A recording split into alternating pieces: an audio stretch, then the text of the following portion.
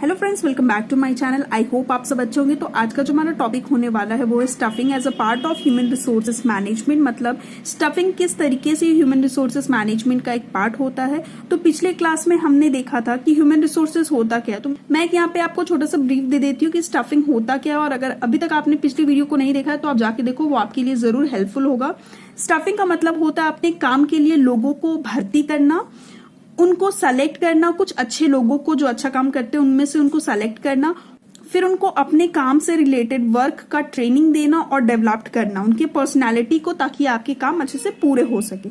तो चलिए स्टार्ट करते हैं आज का टॉपिक जो है staffing as a part of human resources management. Human resources management is a wider term as compare to staffing. It includes stuffing, record keeping, personal policy formulation, conducting personal resources management, and not for all. These area of human resources management can be divided into following 8 categories. तो यहाँ पे बताया जा रहा है कि human resources management stuffing का एक वाइडल टर्म होता है। इसमें हम लोग बहुत सारे तरीके के काम को देखते हैं। एक ह्यूमन रिसोर्सेज मैनेजर जो होते हैं वो स्टफिंग नहीं, यहाँ पे रिक्रूटमेंट होगा। आप रिक्रूटमेंट कर लेना, इसको रिक्रूट करते हैं, लोगों को भर्ती करते हैं। उसके बाद फिर वो रिकॉर्ड कीपिंग करते हैं। उसके बाद पर्सनल पॉलिसी फॉर्मुलेशन, कुछ पॉलिसी बनाते हैं, और पर्सनल रिसोर्सेज, और वो अपने पर्सनल रिसोर्सेज को यूज करते हैं और एक्सपर्ट सर्विसेज देते हैं। तो चलिए हम इसके पहले पॉइंट की तरफ मूव करते हैं जो कि recruitment etcetera. The primary function of human resources management is to find out the number of employees required by the organization and provide all the recruitment. सबसे पहला काम जो ह्यूमन रिसोर्सेज मैनेजमेंट का होता है, मैनेजर्स का होता है, वो होते हैं कि उनको सबसे पहले उनको पता लगाना होता है कि आपके ऑर्गेनाइजेशन में कितने लोगों की जरूरत है, कितनी एम्प्लॉय की जरूरत है, नंबर ऑफ एम्प्लॉय।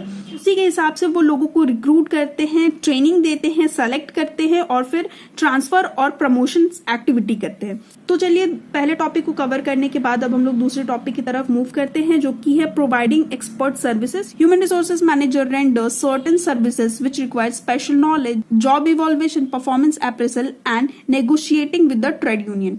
तो दूसरे टॉपिक में या फिर दूसरे कैटेगरी में हम लोग देखते हैं कि वो आपको एक ऐसा एक्सपर्ट सर्विसेज प्रोवाइड करते हैं जो स्पेशल नॉलेज पे बेस्ड होता है, जैसे कि जॉब इवॉल्वेशन, जॉब को इवॉल्वेट करते हैं और नेगोशिएट करते हैं ट्रेड यूनियन के साथ.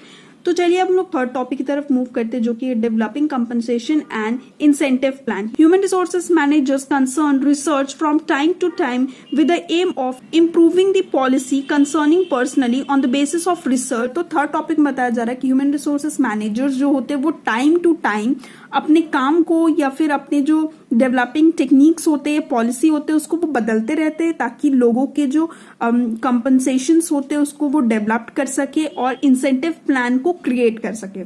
तो चलिए अब हम लोग फोर्थ टॉपिक की तरफ मूव करते हैं जो कि है handling grievance and complaint. It is a responsibility of human resources manager to establish relations between the employers and the employees.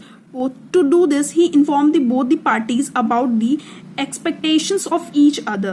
तो फोर्थ पॉइंट जो होता है उसमें बताया गया है कि ह्यूमन रिसोर्सेज मैनेजर्स जो होते हैं वो रिलेशनशिप स्टैब्लिश करते हैं एम्प्लॉय और एम्प्लॉयर के बीच में, ताकि वो एक दूसरे के जो एक्सपेक्टेशन है उसके बारे में वो अच्छे से समझ सके. और जब वो एक्सपेक्टेशन के बारे में अच्छे से समझ जाते हैं तो वो एक दूसरे के बीच में जो भी डिस्प्यूट राइज होता है, जो भी आर्ग्यूमेंट होते हैं या फिर कंप्लेंट्स होते हैं, वो इनके थ्रू वो उनको सॉल्व कर सकते हैं. तो चलिए अब हम लोग फिफ्थ पॉइंट की तरफ मूव करते हैं जो कि है providing social securities and welfare of employee. It is the responsibility of human resources management to formulate policies for providing social securities and welfare of employee.